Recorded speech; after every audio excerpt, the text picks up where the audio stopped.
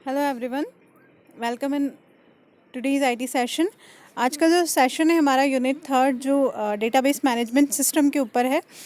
Database management इस unit में हम डेटाबेस मैनेजमेंट सिस्टम के बारे में पढ़ने वाले हैं। डेटाबेस मैनेजमेंट सिस्टम क्या होता है, रिलेशनल डेटाबेस मैनेजमेंट सिस्टम क्या होता है, और बहुत सारी चीज़ें इसके बारे में जो हम समझने वाले हैं। तो सबसे फर्स्ट हम देख लेते हैं कि डेटा क्या होता है। तो डेटा जो होता है वो होता है एक रॉ मटेरियल मतलब जैसे कि बोर्ड पर लिखा है 5101। अब ये जो लिखा है 5101, आपको नहीं पता कि इस 5101 का मतलब क्या है। आपको सिर्फ 5 पता है, 101 पता है। अब जब आपको बताया जाएगा कि रोल नंबर 101 वाले को 5 टाइम्स ये चैप्टर रीड करना है, तो आपको समझ में आया कि ये क्यों लिखा था। तो यानी कि जब इन्फॉर्मेशन इनकम्प्लीट इन्फॉर्मेशन हमने दी थी या अधूरी इन्फॉर्मेशन हमने दी थी, तो वो डाटा था। और जब वो डाटा किसी मीनिंगफुल चीज़ में कन्वर्ट हो गया, जब उसका कुछ मीनिंग निकलने लगा, तो वो इन्फॉर्मेशन हो गई। तो ये जो डिफरेंस होता है, बेसिकली ये जो डिफरेंस होता है ये किसका होता है, डाटा और इन्फॉर्मेशन का। तो डाटा और इन्फॉर्मेशन में अगर हमको डिफरेंस समझ में आ गया तो हम आगे बढ़ते हैं कि डाटाबेस क्या होता है। तो डाटाबेस जो होता है, डेटा को स्टोर करना। जो हमारा डेटा है उसको स्टोर करने के लिए जिसकी हमको रिक्वायर्ड होती है उसको हम बोलते हैं डेटाबेस। डेटाबेस यानी स्टोर्ड डाटा, हमारा जो स्टोर किया हुआ डाटा है। अब हमें स्टोर किया हुआ डाटा क्यों चाहिए होता है? हमें बहुत सारे कामों के लिए चाहिए होता है।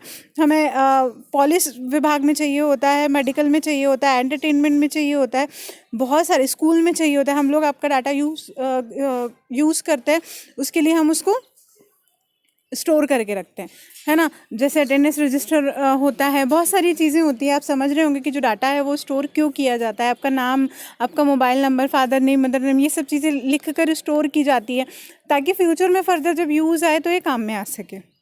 तो डाटा को स्टोर करना, आप जैसे फेसबुक पे प्रोफाइल बनाते हो, तो फेसबुक पे प्रोफाइल बनाते वक्त आप एक फॉर्म भरते हो, ठीक है। तो आप उस फॉर्म में अपना नाम और अपनी एज, अपनी डेट ऑफ बर्थ, अपना मोबाइल नंबर, अपना जेंडर, अपना फेवरेट कलर, अपना जीमेल आईडी, ये सब चीज़ें वहाँ पे आप डालते हो, पासवर्ड एंटर करते हो। ये सब चीज़ें जहाँ स्टोर हो रही होती हैं वो एक्चुअली डाटाबेस होता है। इसीलिए तो फिर वो हमें क्या होता है कि रोज़ की मेमोरीज़ बताता है कि आपके आज ही के दिन आपके पिछले साल, उसके पिछले साल 2012 2015 आपकी जो मेमोरीज़ हैं वो ये हैं, या इस पर्सन का बर्थडे इस दिन आता है, तो वो हमको कैसे बता देता है? उसके डाटाबेस में स्टोर है, इसलिए वो हमें बता देता है। तो डाटा को जहाँ पे हम स्टोर करते हैं वो डाटाबेस कहलाता है। तो अब डाटाबेस मैनेजमेंट सिस्टम क्या होता है, DBMS की बात कर लेते हैं कि DBMS क्या होता है। तो DBMS का मतलब होता है डेटाबेस जो हम बना रहे हैं, मतलब अपने डेटा को जो हम स्टोर कर रहे हैं, तो उसको हम कैसे क्रिएट करेंगे, यानी उस डेटाबेस को कैसे हम क्रिएट करेंगे, उस डेटाबेस को कैसे हम मेंटेन करके रखेंगे, उस पर हम कौन कौन से ऑपरेशन परफॉर्म करेंगे, ये सब क्या कहलाता है, डेटाबेस मैनेजमेंट सिस्टम। यानी कि कुल मिला के जो डेटाबेस हमने बनाया है, जो डाटा हमारा स्टोर है, उस डाटा को मैनेज करने के लिए उसको चाहे क्रिएट करना हो, चाहे डिलीट करना हो, चाहे उसको मेंटेन रखना हो, ये सारी चीज़ें आ जाती हैं मैनेजमेंट सिस्टम में। अब पॉपुलर DBMS के नाम दिए उसने। एक सबसे पहले पॉपुलर है MySQL पे ही हम वर्क करेंगे। हम यानी कौन, हम मतलब बिगिनर, जो हम नया सीख रहे हैं, जिसको भी MySQL या डेटाबेस के बारे में कुछ नहीं पता, वो MySQL पे वर्क करता है। बिगिनर लेवल पे वो वर्क करता है। बिगिनर लेवल जो होता है वो MySQL होता है। उसके बाद PostgreSQL होता है, माइक्रोसॉफ्ट एक्सेस होता है, ओरेकल होता है, माइक्रोसॉफ्ट SQL सर्वर होता है, DB2 होता है, साइबेस होता है। बहुत सारे यहाँ पे क्या होते हैं, डेटाबेस मैनेजमेंट सिस्टम होते हैं। अब DBMS हमको क्या क्या फैसिलिटीज़ देता है। तो DBMS डाटा को स्ट्रक्चर्ड वे में स्टोर करता है। अब यहाँ पे इन्होंने स्ट्रक्चर्ड वे क्यों लिखा है, बिकॉज डेटाबेस जो होता है उसको हम जो हमारा डेटा होता है, हमने लिखा जो स्टोर करते हैं उसको DBMS डेटाबेस बोलता है, लेकिन जो डेटा होता है उसको ऑर्गेनाइज्ड वे में स्टोर करना। जैसे यहाँ पे लिखा नेम, यहाँ पे लिखा एज, यहाँ पे लिखा रोल नंबर, तो ये जो होता है ये स्टोर होगा कि यहाँ पे हमेशा नेम ही आएगा, यहाँ पे हमेशा एज ही आएगी, यहाँ पे रोल नंबर ही आएगा, ठीक है। और अगर आप पॉइंट बना के लिख रहे हो कि राम जिसकी एज जो है 14 है, उसका रोल नंबर 101 है, फिर आपने लिखा यहाँ पे श्याम 102 रोल नंबर जिसकी एज 15 है, या फिर नहीं लिखा, तो क्या होगा कि इस तरह से लिखने से डाटा अनऑर्गेनाइज्ड हो जाएगा। कभी आप रोल नंबर को आगे लिख रहे हो, कभी आप रोल नंबर को पीछे लिख रहे हो, तो ये अनऑर्गेनाइज्ड वे है। और ऑर्गेनाइज्ड वे क्या है? टेबल के फॉर्म में। टेबुलर फॉर्म जो होता है, टेबल का फॉर्म, वो जो होता है ऑर्गेनाइज्ड होता है। तो इसीलिए हमने बोला कि जो DBMS है वो स्ट्रक्चर्ड वे में, यानी कि एक पर्टिकुलर वे में एक डाटा को क्या करता है? स्टोर करता है। फिर हम इसमें क्या लिखते हैं? क्वेरी लिखते हैं। क्वेरी किसको कहते हैं अभी हम पढ़ेंगे। जो SQL हम सीखेंगे तो SQL की जो लैंग्वेज है, कि जिस तरह से हम उसको समझा रहे हैं, अगर हमको डेटाबेस क्रिएट करना है तो एक लैंग्वेज को हमको फॉलो करना पड़ेगा, उसके रूल्स और रेगुलेशंस हमको फॉलो करने पड़ेंगे, तो उसको हम बोलते हैं यहाँ पे क्या? क्वेरी। ठीक है। फिर sort and manipulate the data. Data को मैनिपुलेट करने के लिए हमको अलाउ करता है, यानी कि हम डाटा को यहाँ पे मॉडिफाई कर सकते हैं, जो भी डाटा हम यूज़ कर रहे हैं। वैलिडेट द डाटा, यानी कि जो डाटा है उसको हम वैलिडेट कर सकते हैं। वैलिडेट करने का मीनिंग यहाँ पे ये होता है कि जैसे कई बार आपने देखा होगा कि नेम वाला कॉलम है, और नेम वाले कॉलम में क्या होता है कि आप सिर्फ और सिर्फ क्या एंटर कर सकते हैं? टेक्स्ट। जैसे ही आप नंबर एंटर करने जाएंगे वो आपको बोलेगा नॉट वैलिड, यहाँ पे उसकी वैलिडिटी नहीं है, क्योंकि अब नाम में हमेशा सिर्फ क्या आएगा? नंबर आएगा। तो यहाँ पे इस तरह की वैलिडिटी रहती है। जैसे नंबर वाला कॉलम है तो नंबर वाले कॉलम में हमेशा नंबर ही आएगा, टेक्स्ट नहीं आएगा, और आप टेक्स्ट लिखने जाएंगे तो वो बोलेगा कि ये वैलिडेट नहीं है। तो DBMS जो होता है वो हमको वैलिडिटी भी प्रोवाइड करता है। फिर जो रिपोर्ट्स हैं वो फ्लेक्सिबल होंगी। क्यों होंगी? क्योंकि डेटा जो है वो हमारा टेबुलर फॉर्मेट में स्टोर है। इसके बाद रिलेशनल डेटाबेस क्या होता है? तो हमने ये तो देख लिया कि जो डेटा होता है, जो डेटाबेस होता है वो क्या होता है? टेबुलर फॉर्मेट में जब हम डेटा को स्टोर कर रहे होते हैं तो वो डेटाबेस कहलाता है। अब रिलेशनल डेटाबेस क्या होता है? तो रिलेशनल डेटाबेस वो होता है जो दो टेबल के बीच में रिलेशनशिप इस्टेब्लिश करता है, उसको हम डेटा कहते हैं। दो टेबल को आपस में अगर वो लिंक कर रहा है, जोड़ रहा है, तो उसको हम डेटा रिलेशनल डेटाबेस कहते हैं। अब ये होता कैसे है?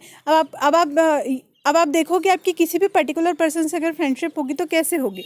तो वो आपके उसके होने के चांसेस तब बहुत बढ़ जाते हैं जब दोनों के बीच में कोई म्यूचुअल फ्रेंड होता है ना, यानी कि बीच में कोई जब कॉमन होता है तो इसके चांसेस बढ़ जाता है। तो जब दो टेबल को हमको रिलेशन इस्टेब्लिश करना होगा, एक दूसरे से लिंक करना होगा, तो उसके लिए हमको दोनों में एक कॉलम ऐसा होगा जो कॉमन होगा। ठीक है। तो एक कॉलम जो कॉमन रखते हैं, मान लो यहाँ पे नेम है और रोल नंबर है। ठीक है। तो रोल नंबर वाला कॉलम यहाँ पे भी है और रोल नंबर वाला कॉलम यहाँ पे भी है, और दोनों की एंट्री जब यहाँ पे सेम हो रही है तो हम इन दोनों टेबल को आपस में लिंक कर देंगे। तो लिंक करने से क्या होगा कि दोनों टेबल का डाटा एक दूसरे से कनेक्ट हो जाएगा, कनेक्टिविटी बढ़ेगी। कनेक्टिविटी बढ़ेगी तो डाटा जो है वो सर्च करने का लेवल जो है वो बढ़ जाएगा। जैसे आप फेसबुक पे किसी को सर्च करते हो तो अगर आप उसका नाम डालोगे, आपने लिखा आयुष शर्मा, तो आयुष शर्मा से क्या होगा? जितने भी आयुष शर्मा हैं इंडिया में वो सब आ जाएंगे। आपने लिखा आयुष शर्मा मंदसौर, तो आपने रेस्ट्रिक्शन लगा दिया, यानी आपने दो चीज़ें यूज़ कर ली। एक तो उसका नाम यूज़ करा आयुष शर्मा, और जब आपने मंदसौर लिखा तो आपने सिटी वाला कॉलम भी यूज़ करा, जो सिटी वाला कॉलम यहाँ पे कहीं बना हुआ होगा। ठीक है। तो यानी कि आपने आयुष शर्मा उसका नेम यूज़ करा और सिटी यूज़ करी, तो ये क्या हुआ कि सर्च करने का दायरा आपका बढ़ गया। यानी कि इससे क्या होता है कि जब दो टेबल्स लिंक होती है तो ज़्यादा से ज़्यादा चीज़ें किसी के बारे में सर्च की जा सकती है, उसके बारे में हम पता कर सकते हैं, वो चीज़ें इंटरलिंक हो जाती है एक दूसरे से। तो ये कहलाता है रिलेशनल डेटाबेस, यानी दो टेबल्स को आपस में लिंक करना, और लिंक करने के लिए किसी एक कॉलम का दोनों में कॉमन होना ज़रूरी है।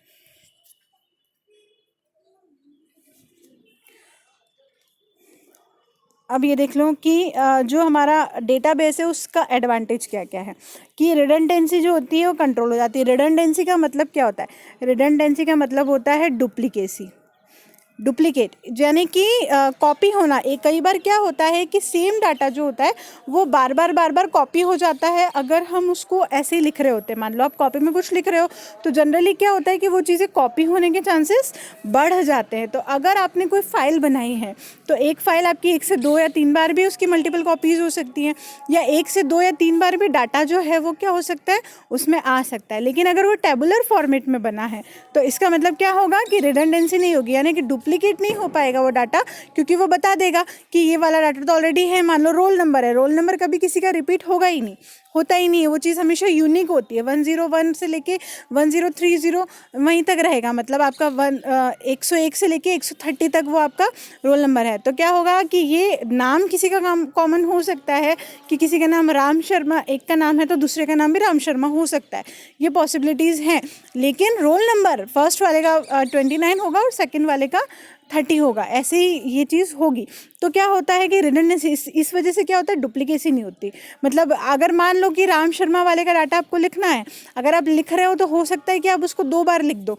आप सोचो इस वाले का लिख दिया था, अब इस वाले का बाकी है, ऐसे करके। लेकिन अगर आप उसको टेबल के फॉर्म में अरेंज कर रहे हो, डेटाबेस बना रहे हो उसका, तो जो फर्स्ट वाला राम शर्मा है उसका रोल नंबर 28 होगा और सेकेंड वाला जो इसका 29 होगा। तो यहाँ पे क्या होगा, डुप्लीकेसी तो होगी ही नहीं, क्योंकि एक चीज़ को आप एक ही बार लिख रहे हो, 2 बार आप उसको रिपीट नहीं करोगे, और करोगे तो पकड़ में आ जाएगी।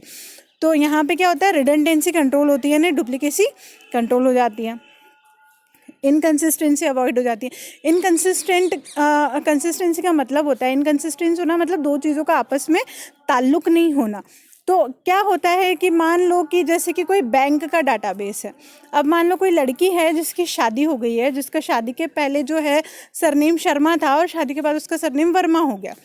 तो क्या होगा, अगर आपने वो फाइल मैन्युअली बन रही है, कोई पर्सन उसको अपडेट कर रहा है और वो शर्मा को वर्मा करना भूल गए, तो क्या होगा कि अगर वो भूल गए होंगे तो वो 2 अलग अलग डाटा के रूप में पहचानी जाएगी। फर्स्ट वाले में मान लो उसका नाम जो है गरिमा शर्मा है, तो गरिमा शर्मा है और जो भी उसकी अकाउंट डिटेल है, और दूसरे वाले में गरिमा वर्मा हो गई है। तो अब ये 2 अलग अलग पर्सन हो गए है, वो एक ही, लेकिन उस पर्सन की गलती की वजह से कि डाटा अपडेट नहीं हुआ, इसकी वजह से क्या हुआ कि वो 2 अलग अलग पर्सन काउंट हो गए। तो ये चीज़ें डेटाबेस में नहीं होती, क्योंकि ये मशीन से होता है, ये ऑटोमेटिकली क्या होता है, अपडेट, हम क्वेरी लगाते हैं अपडेट की, और चीज़ें जो एक जगह जो अपडेट होती है, सभी सारे जितने भी डॉक्यूमेंट्स हैं, जितनी भी टेबल्स हैं, वहाँ पर ये अपडेट हो जाती है।